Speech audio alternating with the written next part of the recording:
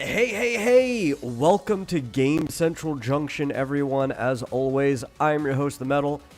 Marsupial's running late because apparently he had to go get a smoothie from McDonald's, and it is a madhouse over there, so we'll just be kind of chilling here until he gets here. Doing the same old stuff. Same old. Talking about games. Mostly games, but maybe some toys, collectibles, other things in those categories. As we do, so please share us out, get more people in here. And hey, if you really like the show, you can always give a donation to streamlabs.com/vomitoriumlive. Really helps me out. Yes. So let's see, what do I have on the agenda today? Also, we're rubber banding a bit, just as a little warning. So I think I'm averaging dropping 1 in 20 frames. I think we're mostly fine, but if there's a little hiccup here and there, don't worry. That's just sadly the state of things today. If you're watching this on the VOD, you probably didn't even notice, to be honest. It's just oh my god. Then it gets worse just as I say that. Come on, work, son of a bitch. Oh, what did I want to start with? Is there anything I want to talk about that I'm perfectly fine discussing without Marsupial here? Anything that he just may not be interested in at all? Let me think about that.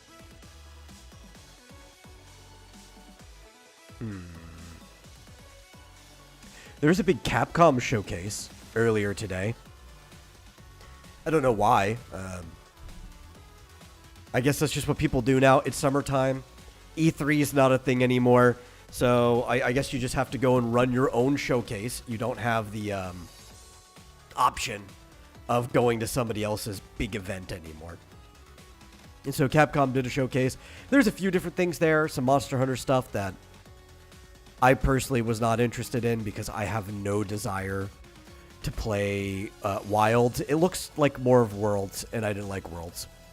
Is what it is. But bringing back monsters, people are familiar with, so hype for them. They also showed off quite a bit of Street Fighter stuff, which Sagat is coming back. It's always weird that somebody like Sagat's not in the game by default. He has to be added to the game. It's like Sagat, he's like one of the original bad guys. Why would he not just be in every Street Fighter right away? I know Capcom's kind of insane. But what they're really crazy about are these really steamy swimsuit outfits that they are adding for characters like Cammy, Chun-Li. You're getting some. I'm trying to think who else. Kimberly, who I'm not familiar with. Who's Kimberly? I don't even remember Kimberly. Or Jamie. Or Luke. Some of these might be newer characters. Manon. Yeah, I don't know any of these. I know the first two, obviously, Cammy and Chun-Li. Those guys have been around forever. Not everybody's interested in swimsuit outfits, but for those who are, they're pretty good-looking swimsuit outfits.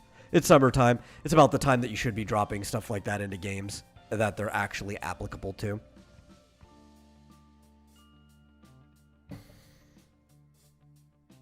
But Chun-Li's is even a one-piece, which I find oddly surprising. You know, I'd like to see joke characters with swimsuit outfits. Like, put Dan in one of those old, striped one-piece outfits that you see in old movies that men used to wear way back in the day. Almost look like pajamas, but shorts. That'd be funny. I think you could go ahead and you could do all your sexy outfits too. They make a lot of money. But you got to put some joke outfits in as well. Shoot, sometimes I'd be more willing to spend money on the joke outfit than the sexy ones. Though if you sell them as a bundle pack, well, then you got me. You know, like, I can't complain.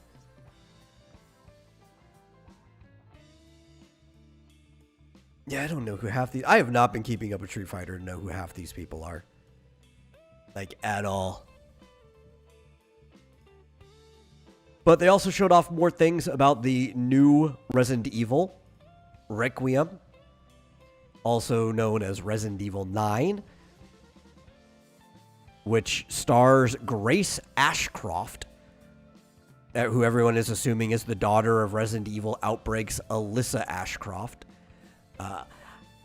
There's not a lot about Requiem so far that's selling me on it in general, because it kind of looks like more of 8. And I didn't think Village was that good of a game. One of the cooler things about it is that they have announced that third-person view is available from the start of the game. You don't have to play in first person. You can actually switch at any time. So that's great for me. I want to play Resident Evil in third person. But one of the things they really went on is how they don't believe Leon S. Kennedy kind of belongs in horror games. I kind of agree. He's kind of antithetical to a horror.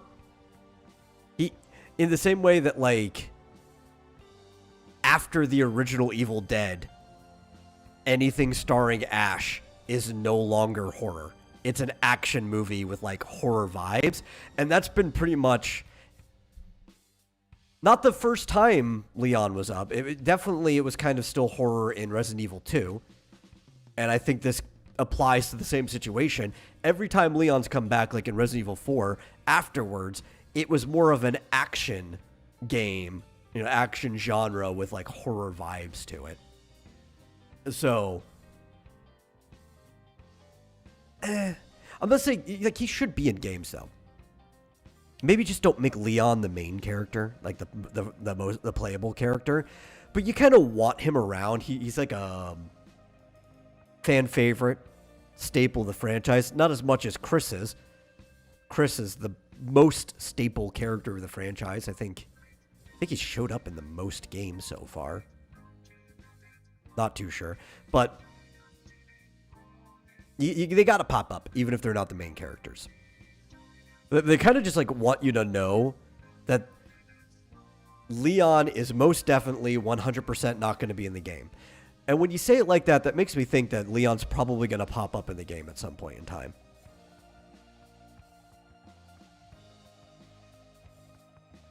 Like, we're intentionally priming you to expect him in the game by saying something like that, you know?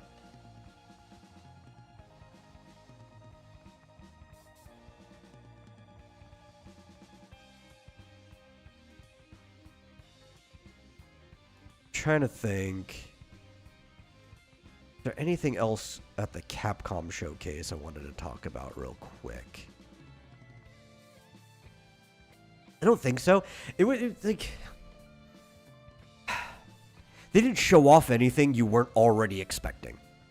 You know, more Monster Hunter stuff, more Street Fighter stuff, more stuff about Resident Evil. It's not like they showed off that, what's that game?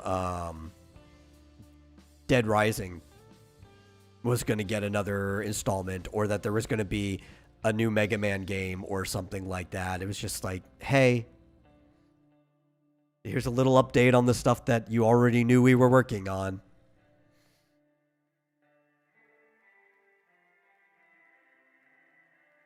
Which is why I did not actually watch it live. I just caught everything after the fact. I kind of expected that was going to be the case. Like, when's the last time Capcom just gave an out-of-the-water announcement that you weren't expecting? It's been a good while.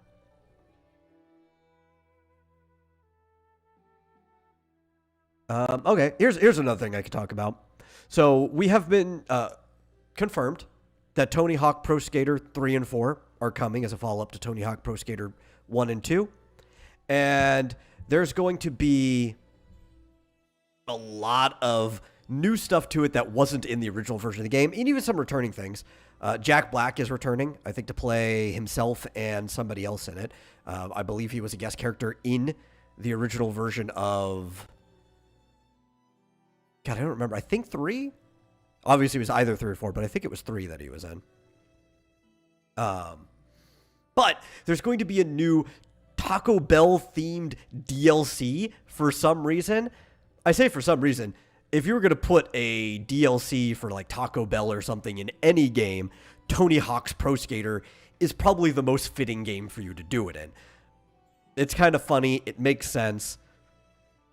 Not complaining. I'm trying to figure out what it is. They're building out like a build your own Taco Bell cravings box to go with it, and it includes the DLC. I think it's just like gear from what it looks like. Like you get like a Taco Bell board, helmet, some other stuff, which is cool. You know, there's only 2 types of things that you could put DLC for. Well, I guess 3. There's 3 types of things you could put DLC for a Tony Hawk game. You can either add a character, you can either add another like skate park, or gear. And I feel like gear is the easiest stuff to do, especially if you want to do these type of collab things where the meal you buy comes with a demo code. You don't want something that's huge, something that people really feel like they're missing out on if they don't get it. You just aesthetics for your character. Maybe give a board that's got a little better grip to it or something like that, you know?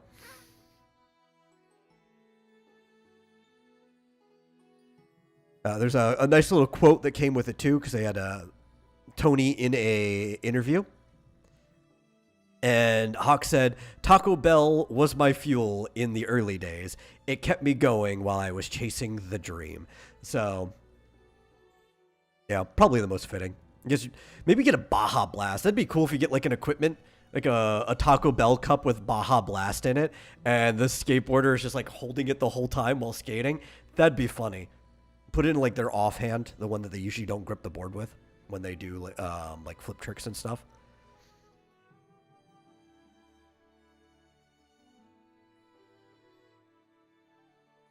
Let's see. They have a schedule for what in-game... Okay, so it is just in-game items.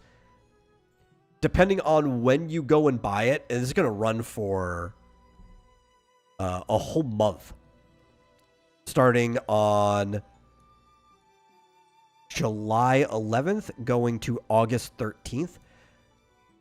The first thing you can get is a Salsa Verde skateboard. Then you can get a Taco Bell hoodie, Taco Bell sweatpants, Verde grip tape, and a Taco Bell puffer vest. All cool things if you really just want to drip your characters in cheesy advertisement gear. Oh, you know what? Actually, there is another DLC you could add to Tony Hawk games. One of the things people really like about those games are the licensed music that comes in. It kind of makes the playthrough fun. You could add like set lists that you could buy. The more I think about it, there are more types of DLC you could add to a Tony Hawk game.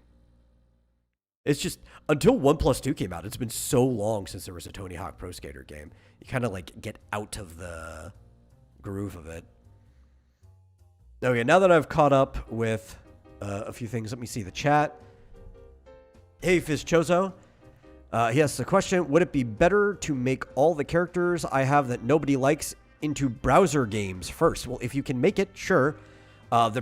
Depending on what type of game you're making for the browser games are some of the easiest things to make, and especially back in the days of Flash, but you could use almost anything now that exports to Java or HTML5 right into your browser. Unity's got a plugin player. I think Unreal probably does too. Yeah, if you could do it, go for it. Maybe your mechanics will sell the characters to people. And he has another question that says, should Dead Rising and Resident Evil cross over? Would that sell? I don't know as a main game if that would sell. It could. Like, I literally just don't know.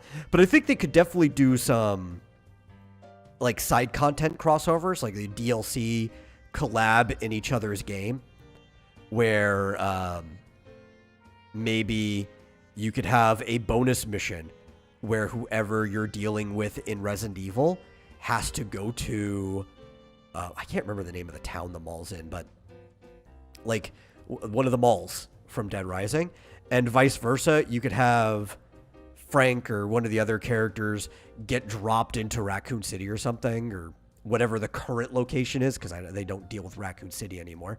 But yeah, I think both the games are set up to have extra bonus missions where you might even have a miniature campaign on the side. I think they should probably do a crossover thing. I just don't know if branding it would be wise to do like a full game, like a Street Fighter cross Tekken type situation. I'd play the bonus mission in either of those games though, because I like them.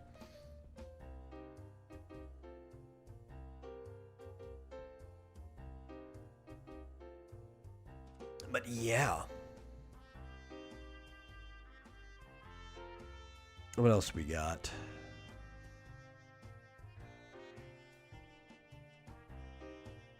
I wanted to...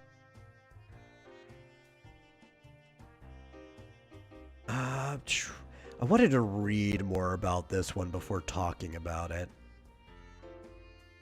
So maybe I won't.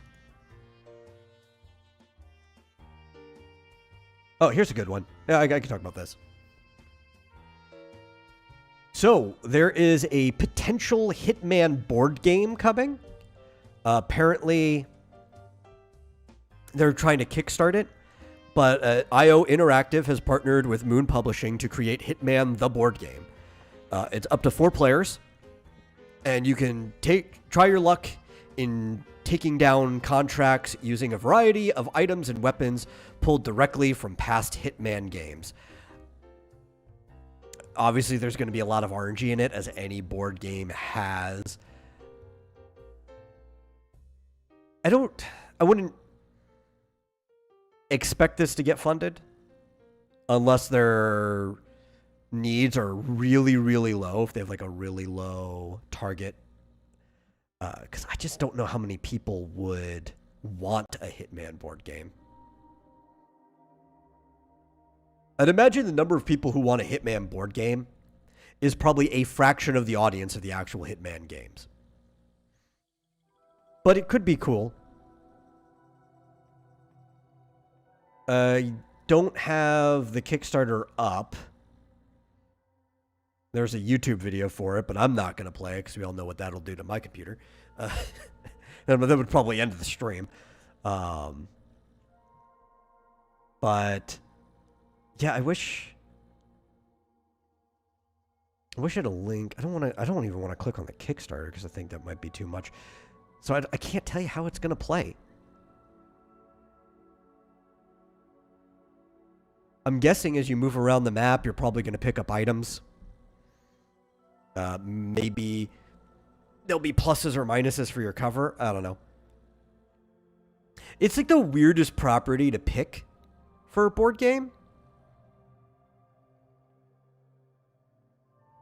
But then again, you could kind of make a board game out of anything, so I guess it's not necessarily an issue.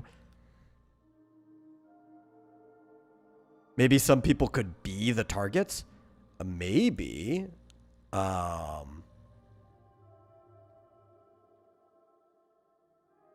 mean, maybe it's possible to take out the other players. I'd imagine that would be against the spirit of making it a competitive board game, though. According to the description, though, it's everybody is going to be playing a Hitman. So, no, it's not like realistically Hitmen don't take each other out all the time.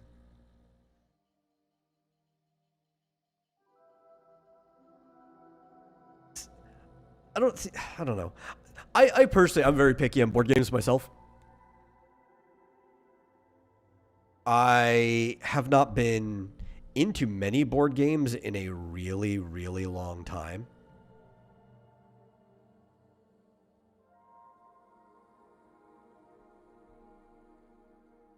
Oh my god. Did I lose the stream? Not the YouTube one. I think the YouTube one's going, but I think Twitch died.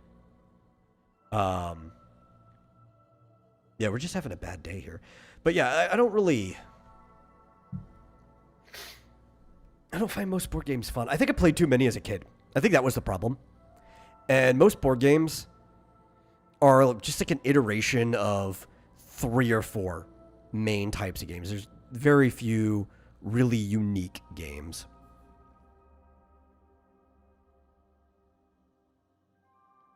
And especially when you've played every variation of life.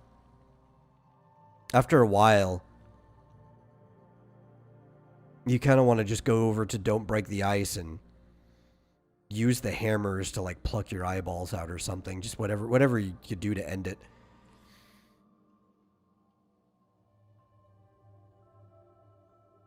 Whatever you can do to end it. I made a board game once for a class project. We all had to. And I made like a Lewis and Clark adventure, but it was a 4-player game, so I had to make up 3 different teams. Like one group of people were playing Lewis and Clark, and there was actually 4 different routes. So the Lewis and Clark main route actually followed route. And there was trade involved and random events and everything. I tried to make it as unique as possible. I wasn't trying to like base it off of any other board game. Apparently a lot of my classmates did. It was me and my buddy Sentry were working together all weekend on it. Apparently it was so good that last I checked, the teacher was still using it as an example to this day of a like board game class project, like a positive example of what like an A+ project looked like. So I was pretty happy about that. Kind of almost wish I got it back though, because it would be cool to show off to people or even base something off of, but whatever, you know. But I think I'm just like dissatisfied with most board games. Hey, Marsupial's here. How you doing? How do you feel about a Hitman board game?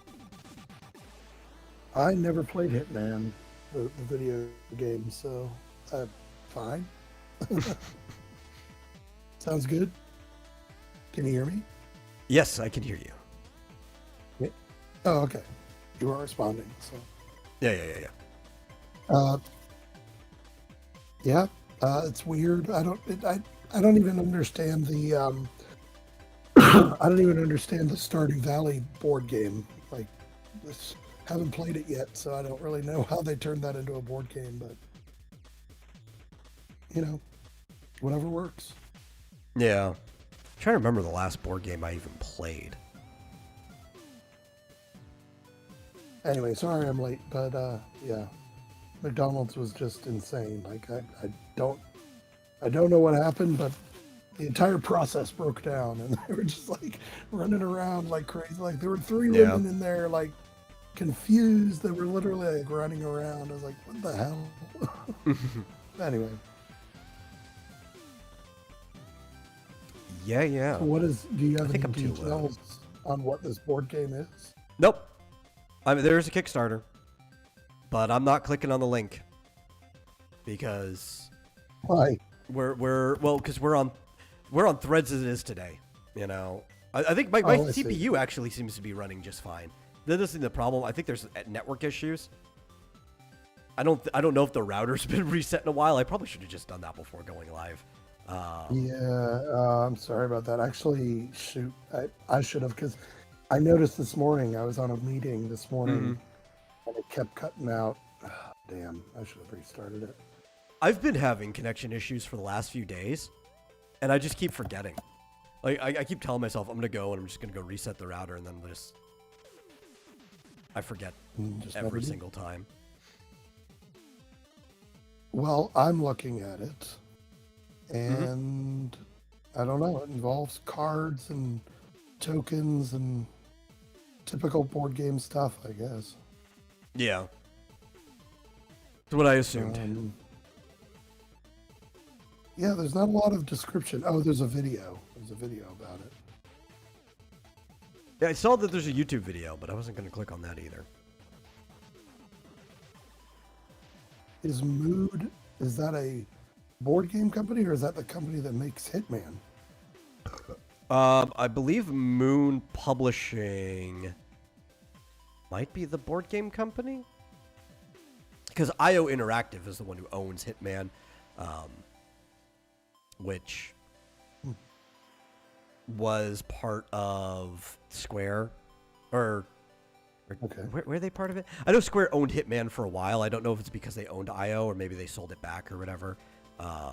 Square doesn't own Hitman anymore. It wasn't doing good for them. They sold that off. Oh. Oh, you get little guys that you move around the board that look like Hitmen. Almost looks like Clue. Yeah, Clue Really was like Clue. part of what was going in my head, right? Especially because like a lot of when you play Hitman, it involves you like sneaking around, trying not to be seen. Even when you kill somebody, you try to drag the body off into another room so nobody notices the dead body. Because sometimes you try not to kill more people than you have to get your target, but sometimes to get the contract, you have to like off some other people. It's like, well, I can't leave these dead bodies around or I'm going to get caught. There are the interesting dynamics to the stealth of Hitman. So I'd imagine a map to get caught. There are the interesting a map where you'd go, just because there'd be a bunch of squares, a lot of spaces, nooks and crannies you could possibly hide people. Yeah, and there's like weapon cards. So you can get like a lead pipe or a revolver or, you know. Kill one of the children or something. You can kill children. I was saying if you can get a lead pipe, it Oh, makes yeah. me wonder like what. I don't know. Maybe The we'll have to... children are also valuable NPCs. Yes, well, anyway. Apparently there's talk over here of killing children with lead Oh, pipes. I heard. I don't know what that's Yeah. Have you played Hitman, Peach? I have not.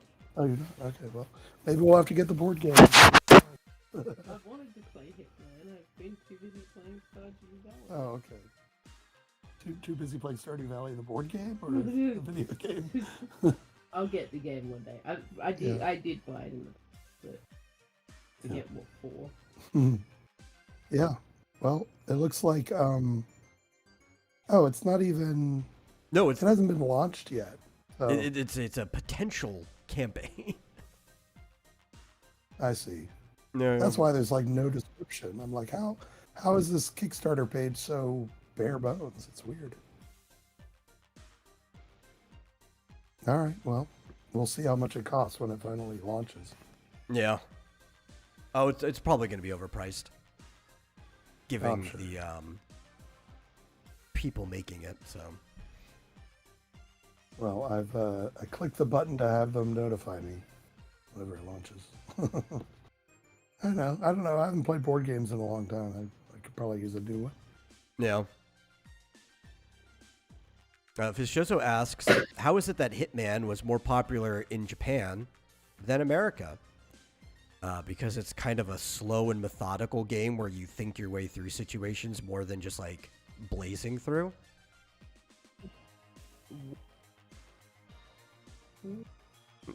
I mean, there's a lot of Americans who like that type of thing, but if I had to sum up the main lowest common denominator demographic for American video gamers, I would use the word meathead to describe them.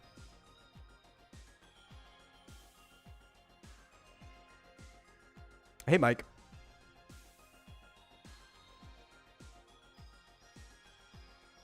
Yes, I think the word meathead is the perfect word to describe the modern average American video game consumer. Not even necessarily the people back in the day, though. I think probably around the time that Halo launched is when that trend started. And there's nothing wrong with action-y games that you just blaze through without thinking too much about it. It's just that those have kind of become the predominant American game. Oh, the trend that like the lowest common denominator for the American gaming audience, I would call them meatheads. Yeah. Yeah. Yeah, the what is it called? I don't know, the first person shooter crowd.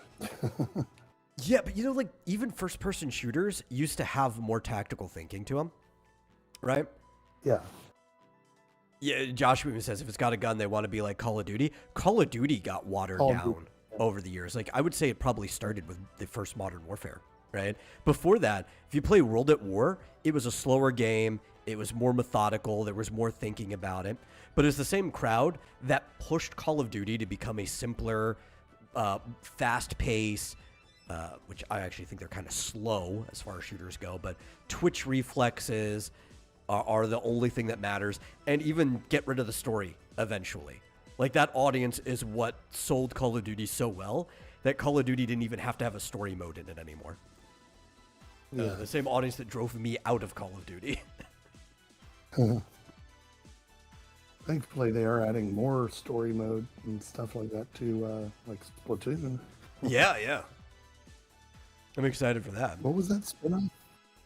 Was it a Raiders. separate spin-off game? Yeah. Splatoon Raiders. Yeah. Nice to see some. Yeah. See some genre going in a different direction. Yeah. Listen, for me, if it's got a gun, I want it to be Jet Force Gemini. But there's only one Jet Force Gemini, so I'm going to always be disappointed with that anyway.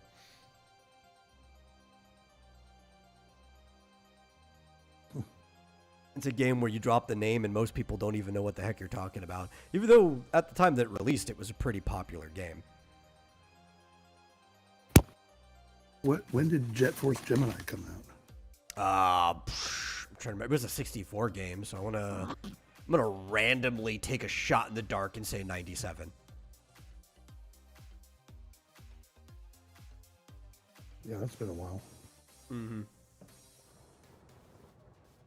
fact, now I want to double check to see if I was right. When Jet Force Gemini. Yeah. Google shouldn't brick anything. That one came out in 99. I was 2 years off. Okay. Too bad. Yeah. Oh. All the years in that time period just felt like the same year to me. Yeah, really. Yeah. Me too. That was my college years. I went by pretty fast. Seemingly. Yeah. Although the whole first year was like nothing but Diablo and Warcraft 2. That's all I remember about my freshman year.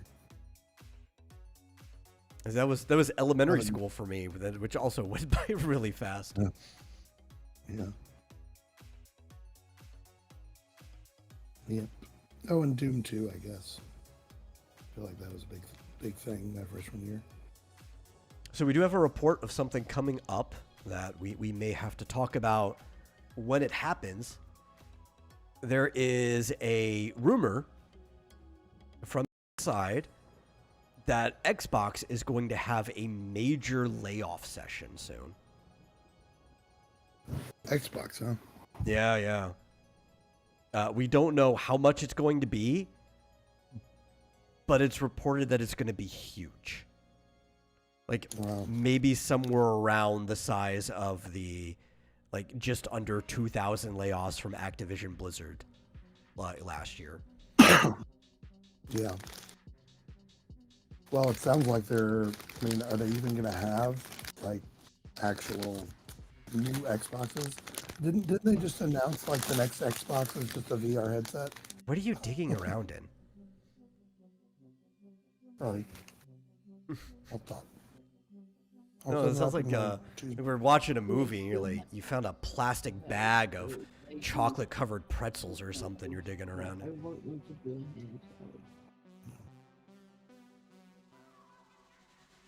So that's, But, yeah, I don't know if they're making new Xboxes or not. It's not doing so well. yeah. Well, there's been rumors that, this whole Xbox Everywhere thing is just a prelude to being like, why do we need to even come out with a new Xbox? Because you can just play all the games on your computer. Yeah. It's like on your computer. Or if you have it on your computer, you could personally stream it to your phone, or we'll also do cloud streaming from our servers. And it's like, why would you ever actually need a console, you know? Yeah, and I feel like there are third-party, like Stream Decks or Steam Decks kind of thing. But A lot of Microsoft stuff's even available like on Steam, right? So you don't even have to necessarily have like the Microsoft Store version. You can get the Halo Master Chief Edition or collection that's got everything in it on Steam itself. So you could play it on an actual Steam Deck without even having to modify it to play other games through like Wine or something, you know? yeah, exactly. And like, I thought that like the ROG Ally was gonna give you the option to play, to basically run Windows, so you could play it on that. I don't know. I wouldn't be surprised if it is. I just personally haven't heard anything about it, but it'd be smart for them to do that. It would be a wise business decision. And also now you're going to be able to play some Xbox games on PlayStation. So it's like, I feel like they're just going to go the route of Sega, but they're going to be like Super Sega, right? Where it's like, no, we still make way more money than Sega does being just a software developer. And, they bought up other developers, so they're definitely going to keep making games. But Oh, for sure. if the console is losing money for them, I don't see any point to it. Yep. Flitz here, he says, Xbox is We'll dead. see. Follow your Dreamcast.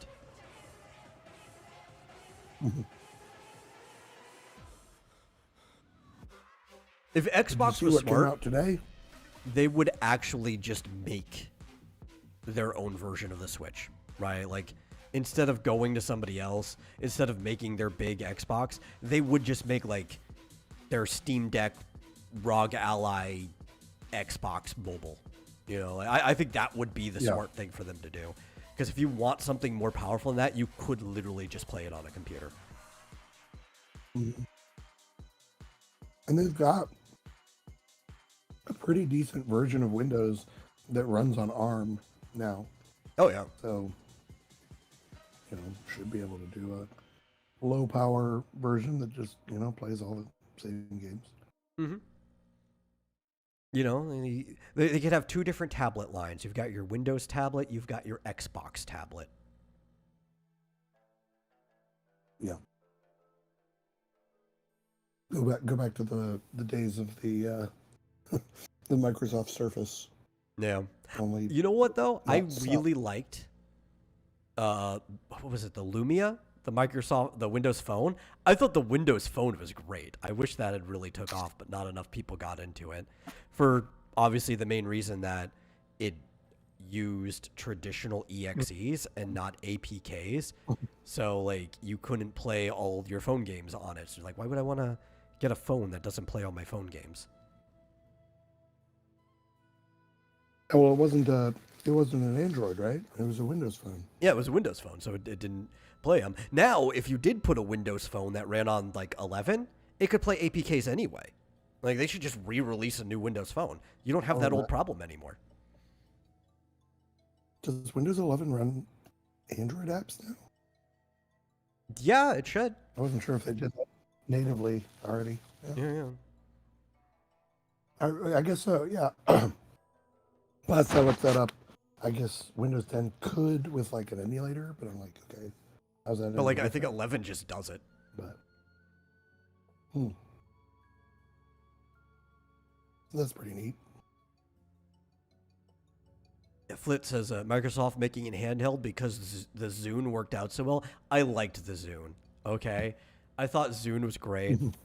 One of my best friends in school, actually the same guy that I was talking about earlier that I made that board game class project with, he had a Zune. That was like, everybody else had iPods, he had a Zune. At the time, because I had an iPod Nano, I thought his Zune was better than my iPod. But it's like, just because something's good doesn't mean it works out well. That's the problem. There's a lot of things that just don't catch on because it's not the popular thing. Like when Sony tried to rebrand Walkman out as their new MP3 player. That didn't catch on either.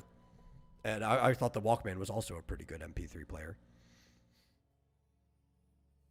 Yeah, well, I guess they tried to do CD players before that, but they had so many problems with skipping and they really sucked. I remember I had a CD player, like a portable CD player. I don't know if it was like a Sony brand or not, but yeah. I've had a couple portable CD players. They're really good when you're sitting still and leaving the CD player on a flat surface. Exactly. Yeah. The one I had was pretty good walking around too. Like if you had a big enough pocket to put it in, which had to be a pretty big pocket. Like you'd slide it into like a jacket pocket or something. But if you had to like move fast enough that it would jostle, or if you were in a vehicle, yeah, no, that thing was going to skip like crazy. Yeah. They tried to do the read ahead thing where they buffer it, but it was like, well, but if it's continuously skipping for like a minute, it's not going to do any good. Or sometimes even with the read ahead, the board inside that thing just wasn't so good. So it would just skip to wherever the end of the read ahead was, and then you were even further than it would have if it just did a normal skip. Yeah.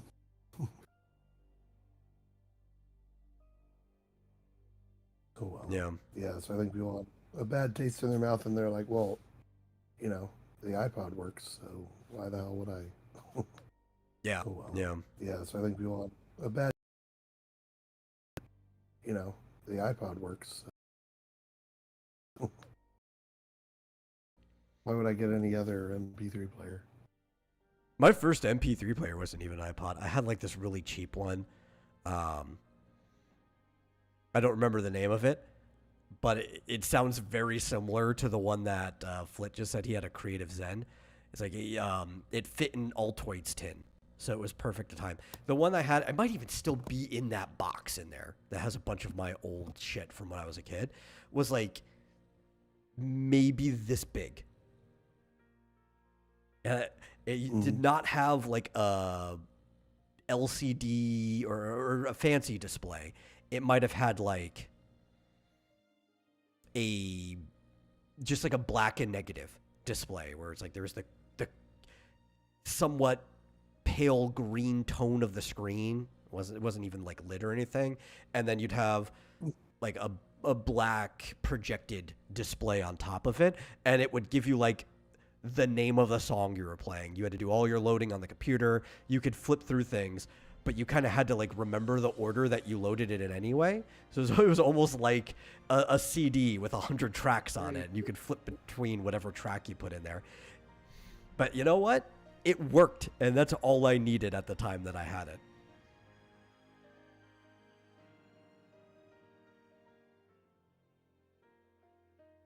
Maybe it had folders. I don't even remember if it had folders. If it did, I'm surprised I was even able to navigate that thing with the way the screen looked.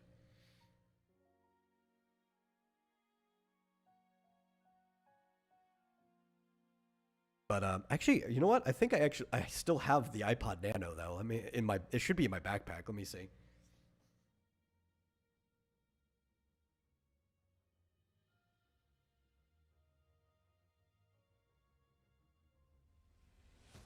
Boom.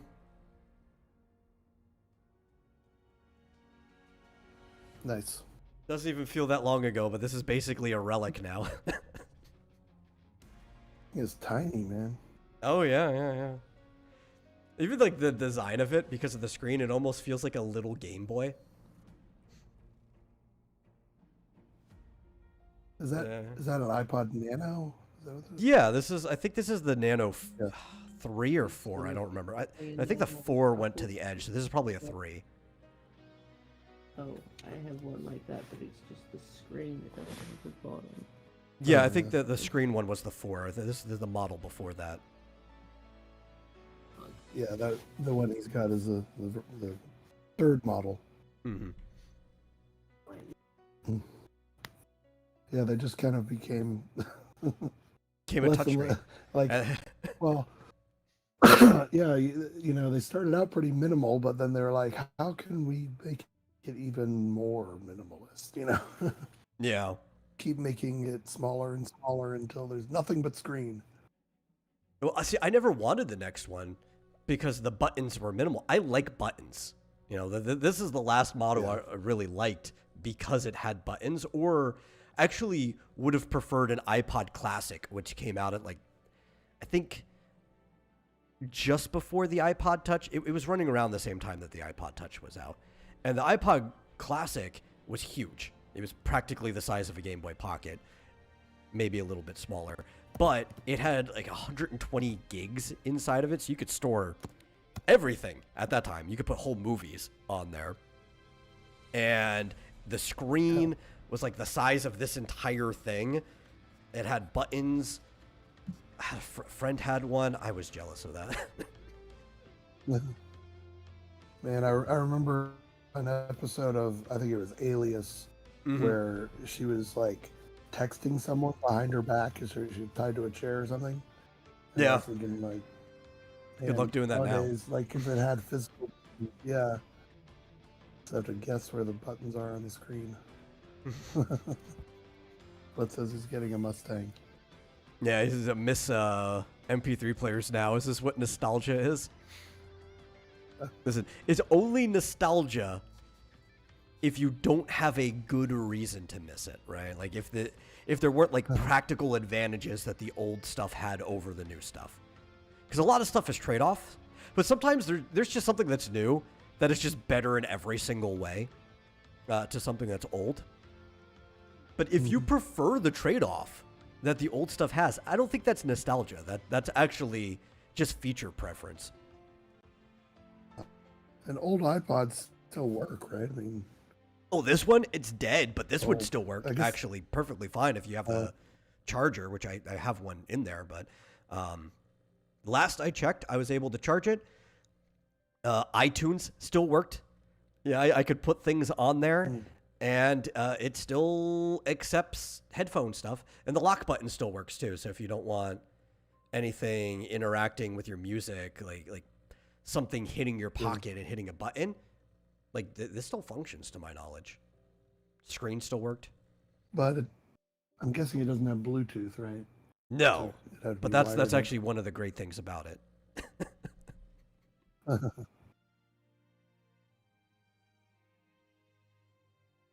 I like Bluetooth, but not everything needs Bluetooth. Yeah. Of I course, was that having the also is most coming from the trouble trying guy to- who has a wire coming out of his headset.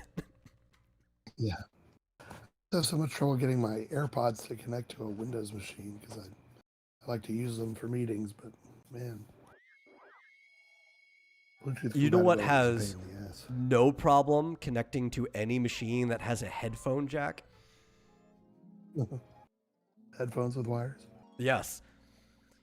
It's actually the thing I hate about my current phone is that it doesn't have a headphone jack.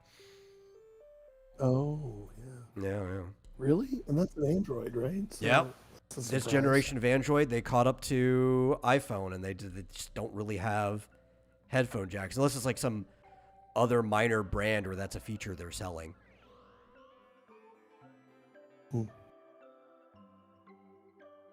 I guess that's how they get them so thin. Yeah. Less actual physical ports and pieces in there. Mm-hmm. But then again, this was pretty. All right. I mean, I will admit, I did switch back to a wired mouse after a couple of years of struggling with a Bluetooth mouse. It Yeah. sucked. There's some things it's like you kind of just want both, right? Like if it's not too much of a financial burden, which you can usually find some type of headphone pretty cheap, it's nice to have both a wired and a wireless set of headphones. And there's a few different things. I don't think I'd ever want a wireless mouse, but if I had a wireless keyboard with a USB slot I could plug the mouse into, wireless keyboards tend to be a little bit more reliable. And then you can still move your mouse and keyboard all the way away from wherever your setup is. Yeah. Well, that's what I had. I had a wireless mouse and keyboard that went together, but the mouse kept screwing up. Actually, the one I have at work is really good. I did have to buy a a separate additional Bluetooth like radio or whatever you call it for the computer itself with like an antenna. You like a little pickup? But yeah, because the one that was built in it was awful. So I just put in a new one and then I shut off the internal Bluetooth and. Yeah. See, it would be great. A full, almost like a radio, right? It wouldn't just be a receiver. You might call it a transmitter, because Bluetooth, it doesn't just pick it up. It has to go both ways, right? Yeah. Yeah. Yep.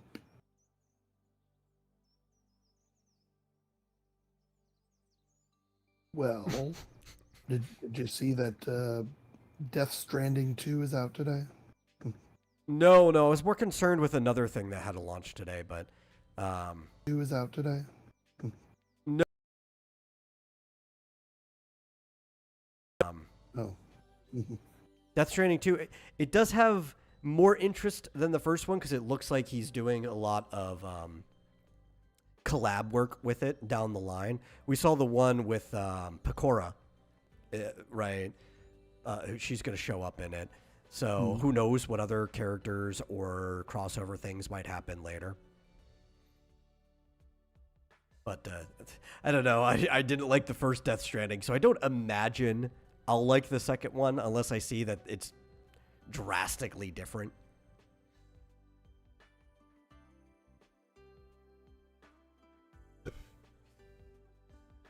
Yeah, listen, I liked MP3 players letting me listen to music while I run, but I didn't like not being able to hear the truck going 40 mile per hour down the country road coming up behind me. Oh, yeah. And blast it, and then put the other one side in my pocket, or hang it on my collar, because it would just hang from the collar. That way I could hear out one ear, and then I could just hear my music in the other. Yeah, the transparency mode with the AirPods is pretty good, but I don't know if I could go jogging with these because I feel like they would fall out. Yeah. Well, I didn't like going jogging with regular earbuds either.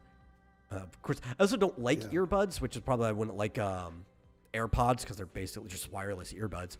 I don't like the way they sit in the ear. It's always bothered me. Yeah. The closest thing I like is they call them over-the-ear headphones, or there's a couple other names for it. But like over-ear has like a hook, and it still has the general shape, but it's kind of flatter, and it's turned sideways. So it's almost like a hemisphere goes in perpendicular to your ear instead of getting jammed in there. I like that. It's more comfortable, and you don't have to worry about it falling off because of the hook. Right. It goes all the way around. Mm-hmm. And it also still allows a little bit more hearing than an entire enclosure like these headsets do. Yeah. Well, what else came out today that I missed? Well, technically, it was a game that's been out for a while, but it's only been out in Japan. Its global launch happened today. And I did not understand the appeal to the game until I downloaded it and tried it out today. We've mentioned it before when we went over the gacha charts. It's called Umamasume Pretty Derby. Do you remember this one? Okay. No, but I think I saw people talking about it today. Yeah, it's the one about the horse girls, right? It's horse racing, like, but they're girls with like horse ears and tails running track. It's actually so popular in Japan that it has an anime adaptation of it because it was a gacha game first, and it's almost always consistently on the top 10 chart for like the gacha charts revenue, while still have only been in Japan. So I can only imagine how much better it's going to do now that it's global. And after playing it, I can say, I get it. I get the appeal to it. Because you don't actually race or anything. There's no mechanics to the horse race. In that regard, it's kind of an idle game. But it's an idle game in the way that like almost all idle games are management games. You can boil it down that it's a visual novel horse management game. You're the trainer that actually almost like you raise the horse, but instead of like raising an actual horse, you have a social interaction with a genuine like girl that also you have to take to the sports field so that she can run the track and improve her speed, to the Olympic-sized pool so she can improve her stamina, and all the other like training things you would do to a human that you wouldn't think a horse would do, because they are actually humans. They all have like very unique personalities, something that you kind of need to sell a gacha game. But it does like really, really play into the anime and visual novel roots. It's got a lot of slice of life into it. The animations are really, really, really good. I was expecting them to be cheap, to be honest. But like the models are good, the character designs are good, and the way the models are animated are good.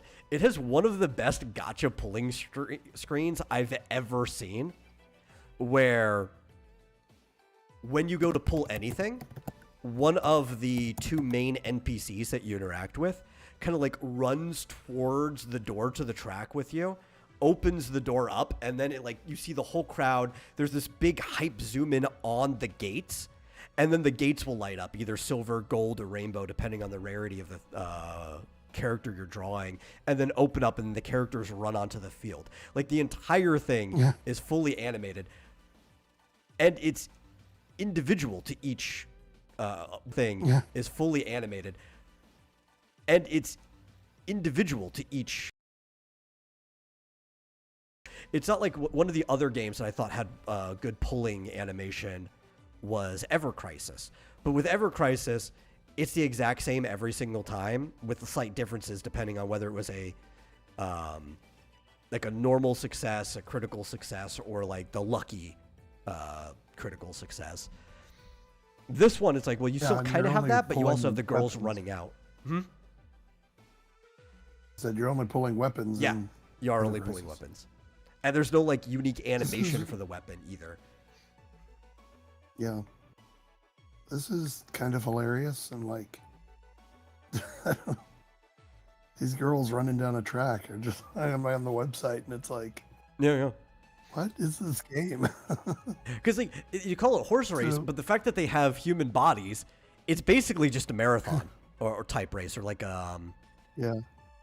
It wouldn't be a marathon because you're not running that long, but track and field, right?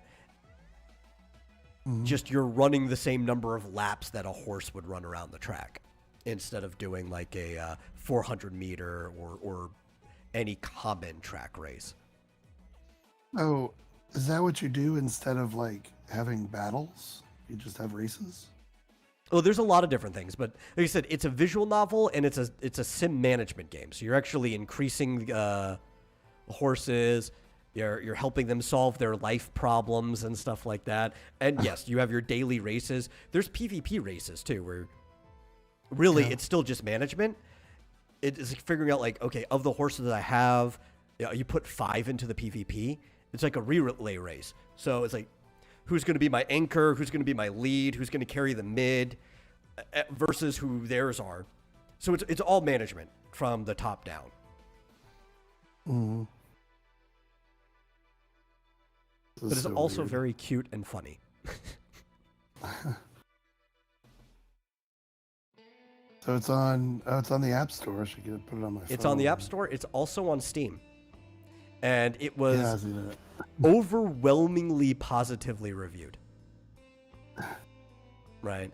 And not with a small amount, because if you made an indie game and you just had like a few friends review it for you that you gave codes to, it's easy to get an overwhelmingly positive review. This one had like just shy of 2,000 reviews, and they were all over, like, for the most part, just overwhelmingly positive. Yeah, I bet. Yeah. Hey, what did Flip mean? Never use that combination of words. I don't even know which combination of words, but don't tell me what to do. I will use Yes, I think worst combination of words without even thinking about it in the future. Trust me, it's going to happen. I put a link to the website in the chat so people can enjoy that.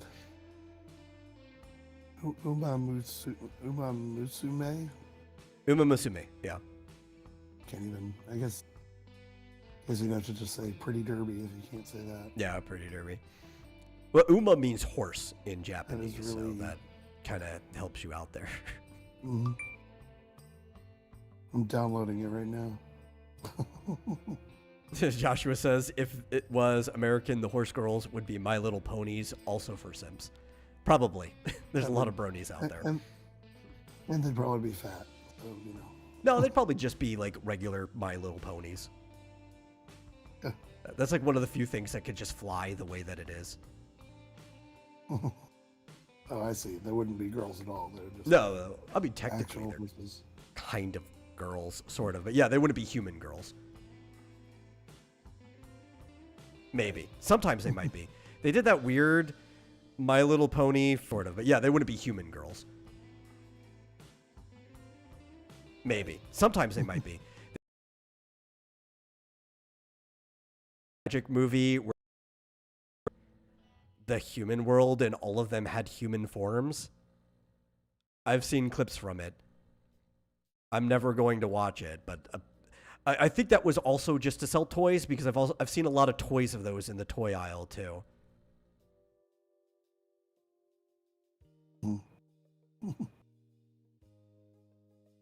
Oh my goodness! How long has this been out in Japan? I don't know. I don't know if it's like a year or so old. I know it's always been on the charts every time we brought up the gacha revenue charts. For God, maybe even 2 years. I don't like longer than ZZZ's been running, and ZZZ just had its 1 year anniversary. So,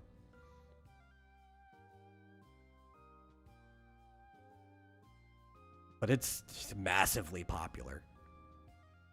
Honestly, even the show, which I may watch because I've seen clips from it, the anime has some of the best animation for, I guess, a sports anime around right now. It's like the whole show is the quality level of those random moments that are just animated well above budget in a slice of life anime. Yeah, it's got 4.9 stars on the App Store. Yeah. Only 51 ratings, but almost all fives. It's crazy.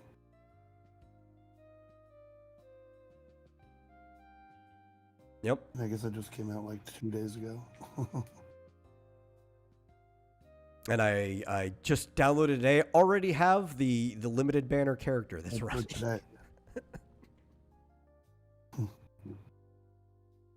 Oh, I see. They that's interesting. Yeah, if you look at the version history, I guess it's been, in a limited way, that's been on the App Store for a month, but you could release it in different regions to test. Yeah.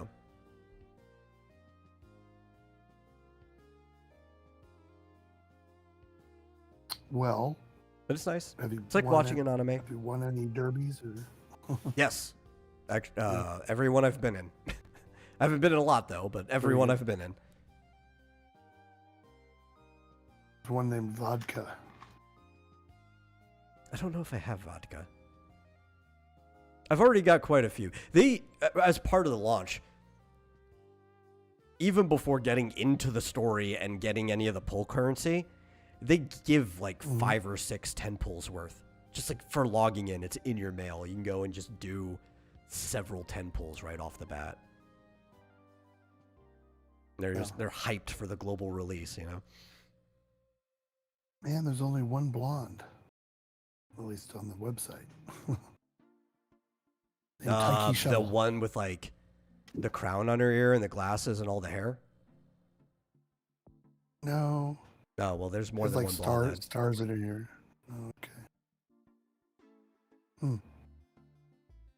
Maybe they're not showing all of the. Oh no, characters. No. All the characters are not on the site. They really like girls with white hair. So, seems to be a trend in Japanese anime. It's kind of just a trend everywhere, really. But it's a novelty, you know, especially in Japan, right? Like anything in Japan that isn't really dark brown or black hair is kind of a novelty. Even when like somebody naturally has a lighter brown hair, that stands out to everybody, you know. Mm-hmm. I guess so.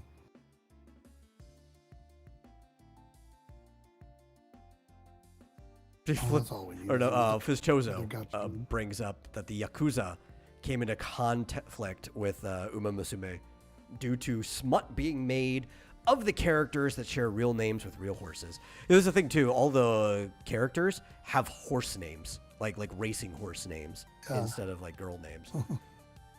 So you'll see somebody whose name is like Weekend Special or something like that, right? It's something you'd expect a racing horse to have the name of. Yeah, there's one named Grass Wonder. Mm-hmm. Winning ticket. There is an actual story too. Like it's like watching an anime. So when you go into it, while there are races in the story mode you have to do, aside from like the regular, like your daily race to get your daily rewards and everything, there are just several scenes that you're watching and sometimes interacting with. There are options in dialogue, but if you want to just watch it, like the main story, I don't think there's any dialogue options. It's all when you're interacting directly the individual character stories. The auto mode in this game is actually better than a lot of the other games I play, because even with the auto mode in this game is actually better than a lot of the story progression. And sometimes they'll give you 2 dialogue options that are just the same text. Like they just didn't put it in one box for some reason, because they want to make sure that you're still there, you know, that you're still interacting or watching the thing. This one, it's like, no, I set it to auto, and it will auto click the dialogue box as well. So you can just put your phone there or put it on Steam and watch it like you're watching a show and just read the options if you don't understand Japanese. It is only in Japanese. There's no English dub. But, you know, that's fine.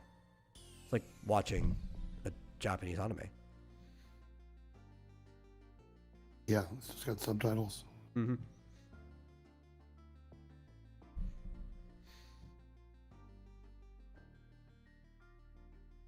I will give a more solid review after I've played more, but for people who like, I guess I'll put the word idle game in there, but for people who like management games or like visual novels, it's a pretty good pickup.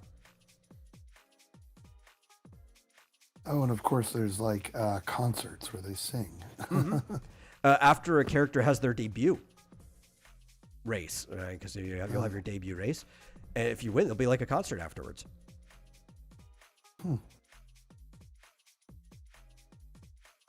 Because they are horse girls, but it's also idol culture, so you know, that's what they're playing into.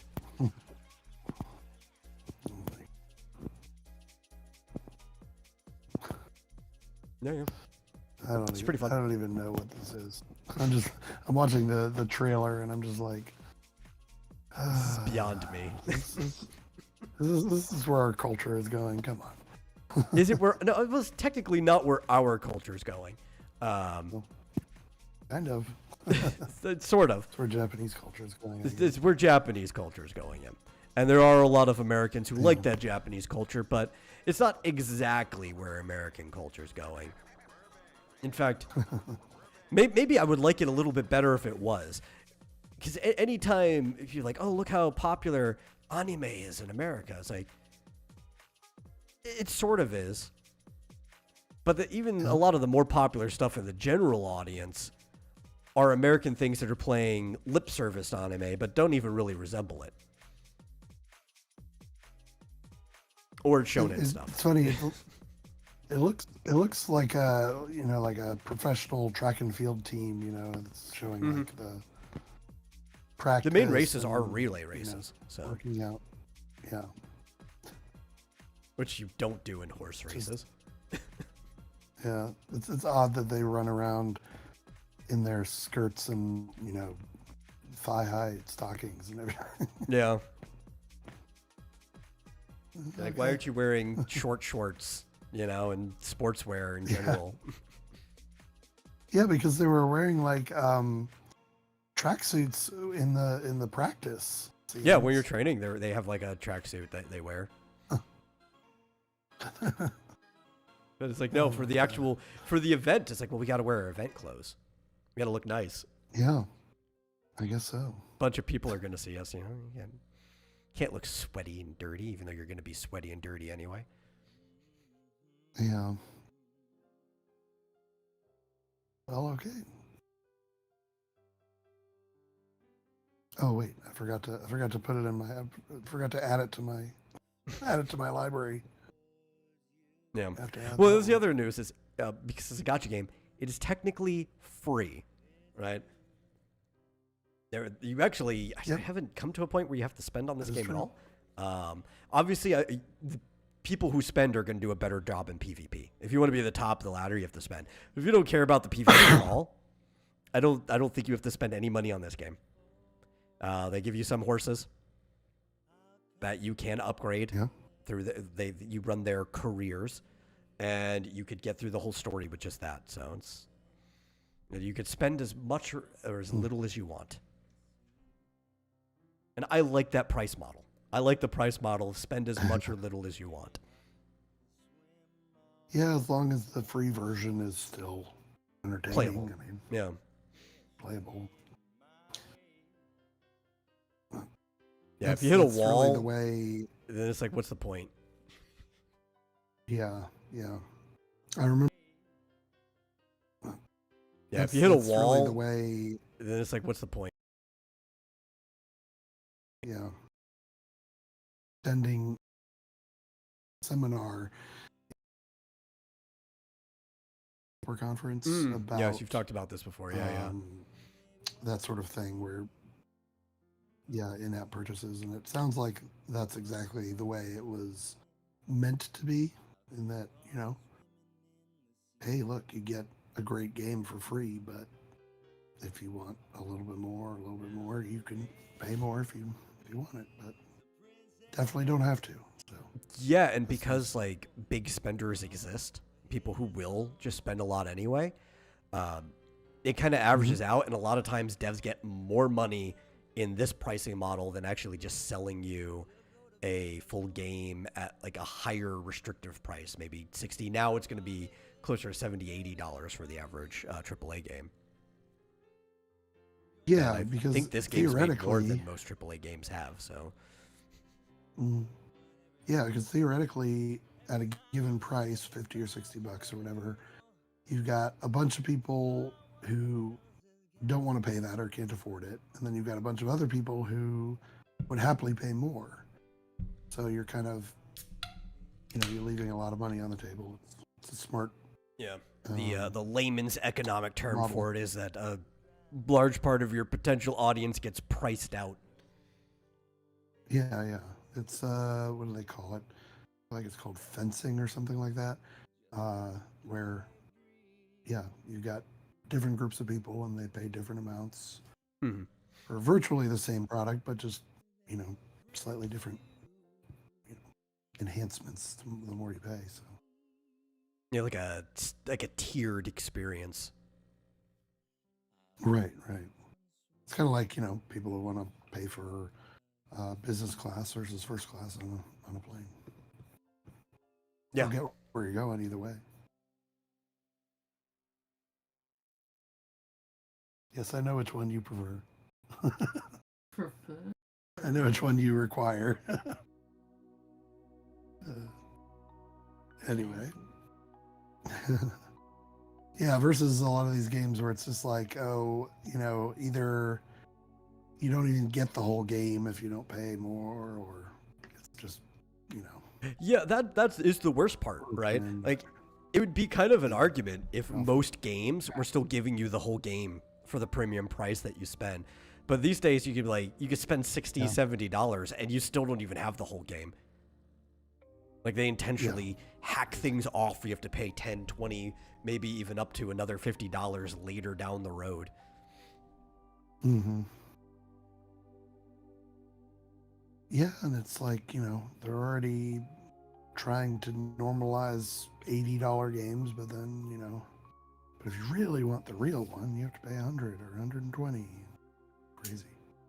Yeah, or you could That's why spend $160 for the special edition of Borderlands 4 and not even get the game with it. Is that because you have to download it, or? Yeah, it's confusing. But you know what? When Randy said real fans will find a way, I could find a way. You're just not going to get any money out of it. Yeah, exactly. Yes, good point there, Randy Pitchford. Mm-hmm.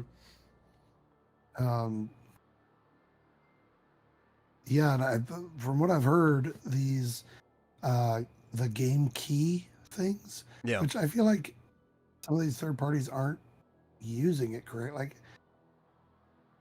I've heard that they're not selling well at all. No, which I totally understand, because it's like we said when they announced it, it sounds like the worst of both worlds. Some of the worst aspects of digital and some of the worst aspects of physical. So it's like, why did you combine these into something awful? Yeah, with very few positives of either. Yeah, and because I thought that the point was some games just can't fit on the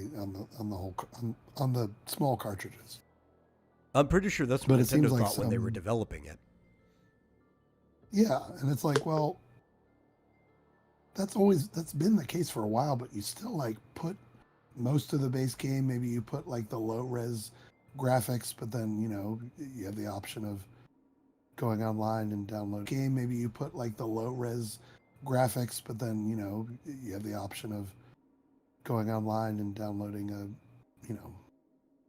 more of the game if you want. But just putting none of the game on a cartridge, you have to download the whole thing, and you still have to be tied to the physical thing. It's just like, yeah, I don't know. It seems like a bad right. idea. At least when the last Call of Duty game had none of the game data on the disc at all, you didn't have to put the disc back in after downloading the game. Oh yeah. Yeah. Yeah, like why would you get that if there's a digital version available? Probably because they didn't know the difference. I guess right? because like, your mom could have bought you the next Call of Duty game, and she didn't know that it wasn't on the disc. And I think that's the worst part about the key cards, right? There's going to be a lot of parents who don't know that the game is not on that cartridge that they purchased. Yeah, and they'll like give it to them as a gift when they're on vacation or something with no internet. Like, Yeah.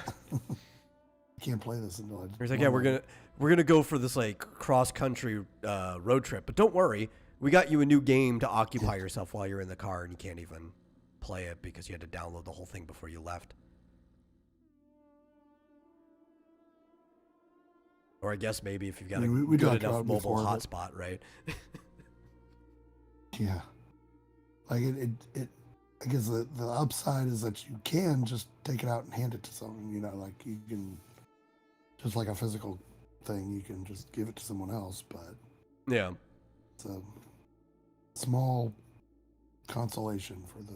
Yeah, go borrow this cartridge, and then go to the other room and download it for 10 minutes, and then come back and play. Yeah. However, I did see.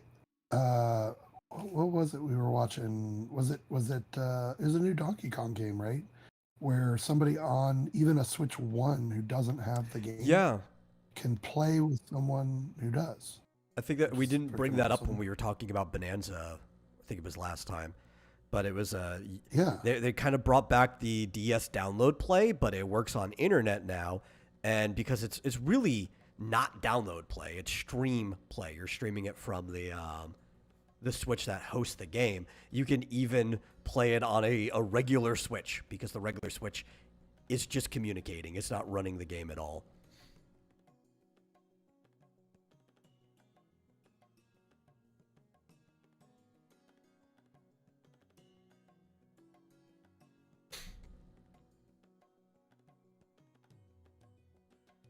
Sorry, I was letting Peach know that Oh, yeah. was a thing that was in that direct where you can actually like. So does it stream it live basically to the other device? More or less, that's what I gather from it. That's the only way Yeah. the Switch One could play it. Right, right. So it's not like downloading the game to the other device or anything. That's cool. Yeah. Yeah, that's a much better idea than selling cartridges that don't have games on them. Yeah. It was kind of like, I really liked DS download play. I thought it was one of the coolest things that they did. The problem was sometimes it was just as much of a handicap as a like boon for you, where in Mario Party DS, only one person had to own a copy of Mario Party DS for 4 people to engage in a game of Mario Party. Really great. The downside, only one person could own a copy of Mario Party DS for everyone to engage. So you couldn't like have yours loaded in and join a multiplayer, so that any records that you set on the games while playing with them would also count on yours. They did not work that into that game at all, because they were just reliant on download play. So all records were only ever set for that individual copy that the one person had that all 4 people played off of. Oh. Mario Kart didn't have that problem. You could join in with the cartridge, or you could join in without. Though if you didn't have a copy of Mario Kart DS, you had to play as a Shy Guy. Oh, really? Yep, that was the whole thing. Like if you were it was like their way of like getting you to buy the game. You could kind of demo it by playing on your friend's game, racing with them, but you could only play as like, it was like their way of like getting you to buy the game. You could kind of demo game racing with random color like assigned you when you downloaded it. What do they call this? They call it download play, or? Yeah, that was actually what the slot. There were 4. It was almost like a square with 4 rectangles, or well, it would be 4 rectangles, 2 squares in the middle, and then 2 longer rectangles on top. But a square is a rectangle, and it was your DS game, your Game Boy Advance game, PictoChat, and download play were the 4 different icons that you could click on. I still remember exactly what the DS home menu screen looked like in my head. Yeah. Oh, they call it Game Share on the Switch too. Yeah, well, you're talking about the new one, then yeah, it's Game Share. The original was download play, but it's kind of the same principle in a way, just kind of bringing it into the modern generation. I think probably just using the same terminology everyone uses, because like for PlayStation, you can use Game Share. You can actually like stream a game to somebody. And there's a couple other systems that do game sharing as well. So they probably just picked up the same lingo that everyone else in the industry is using. Right. Even Mario Kart 8 supports Game Share. But that's odd. Mario Kart World does not. I could imagine. Yep. Huh.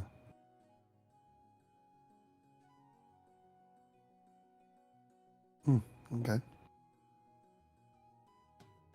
Oh, still a cool feature. Oh, yeah. Because imagine the stuff they could do with it, right? Like, they could bring back couch co-op without feeling restrained about it, right? Yeah.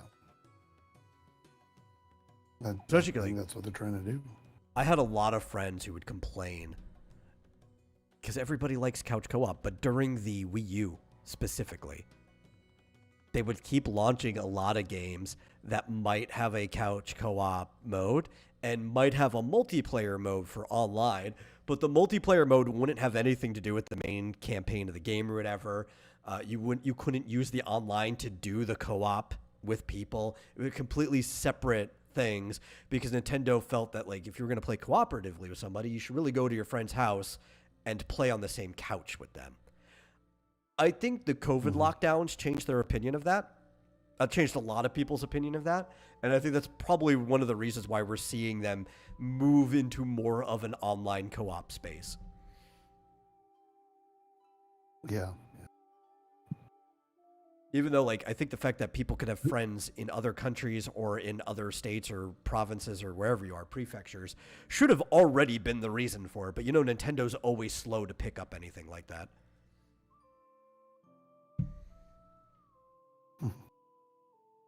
They were slow to pick up online. Yeah, and when they did, their servers sucked. Yeah. I remember reading an article about how they refused to like bring in people who had fixed some of the lag issues for other companies because they were like, no, we have to do it all internally. It sounded very familiar to my company. Yeah, it was like ups and downs too, right? Right. Like, I think Brawl's online was fine, but then you move over to Smash 4, and Smash 4's online was awful. Yeah. It must have been using the old servers. And before that, they didn't even have their own servers, right? For that actually might even be why Smash 4 was fine. I think they probably were using the same servers that they were using for DS. When they first introduced online through the Nintendo DS, before the Wii even came out, they were using GameSpy, I think was the name of it, but they were using a third-party server hosting system that when it went down, all of those DS games and some of those Wii games just permanently went down. You can't connect to them anymore. There's a lot of things. Like the original version of Borderlands also used GameSpy. It's just common back then. And apparently, Fantasy Life uses Epic Games. Yeah, I'm guessing. Whatever their servers are. Yeah. But I remember connecting up to those servers. Sometimes only weekly because I didn't necessarily have internet at home all the time. But I would make sure I got on there because I had a mild addiction to Metroid Prime Hunters and I wanted to stay on the leaderboard.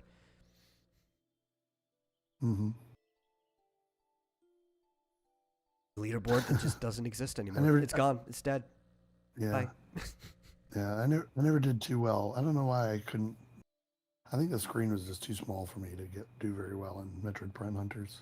Maybe. Couldn't aim very well. Well, also it was like a third-person or first-person shooter sort of thing. So Yeah, it was a first-person shooter. not genre. And I think a lot of people didn't even know that. I've brought up before there was a button-only control method where technically the touchscreen was still involved, but it was only for switching your weapons. The main control method involved you using your stylus to aim, which I thought was stupid. I went button only, where you still used your triggers to shoot and stuff. Actually, one became shoot, one became jump. And then your other buttons actually basically doubled as a second control thing. It was just controlling the camera instead of your movement.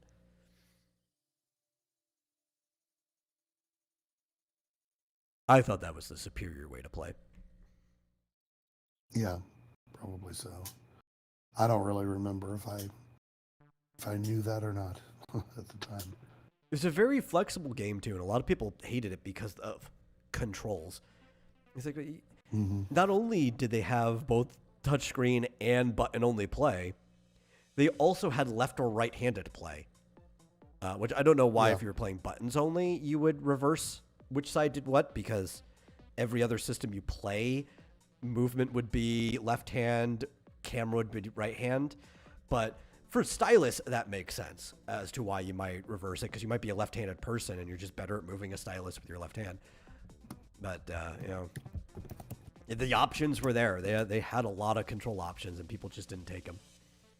Kid Icarus Uprising was the same way. A lot of people just didn't even know that there that were was the other one. control options. And I don't know why I didn't figure that out. I mean, it must have been in the settings, right? It was deep in the menu. Like, you actually had to go out of your way to Yeah, find it. because I remember it came with a stand so that you could play it Mm-hmm. with the touch screen, and the stand sucked. And I remember playing it with that thing, and I was like, "God, this game! Like, I want to like this game, but the controls are awful." Never Yeah, because realized the that you stand could was choose obviously the so you control. could use the touchscreen.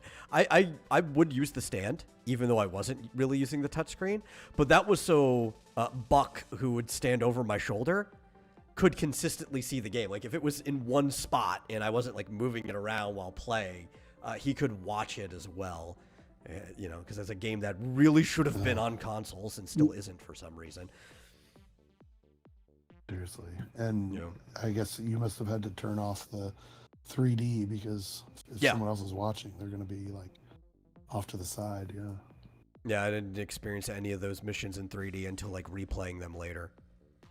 Because I was at his house, like, I think the whole week the game came out. Like, I went and picked it up, and I was over there, so we would just sit there. Their kitchen table is basically like a big drafting table that you would expect in, like, a boardroom or something. For some reason, that they just had that big drafting table. So I would just post up at the drafting table on one of the chairs, and he'd be, like, standing behind me while I'm playing the game. It's a good game to watch, though, if it was on a bigger screen, because it's funny. It's got, like, a really good story and everything. Man, that would be a great one to re-release on the Switch. That would be fantastic.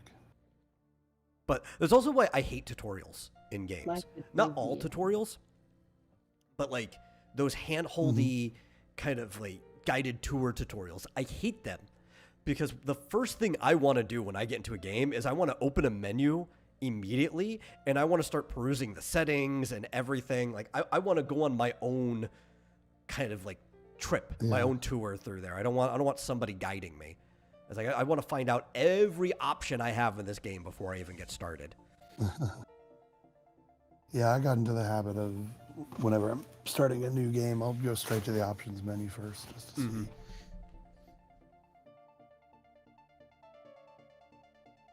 Yep. There's actually the big complaint I had with Pretty Derby. I'm sure these two characters that are involved in the tutorial are probably nice characters. Maybe I'll change my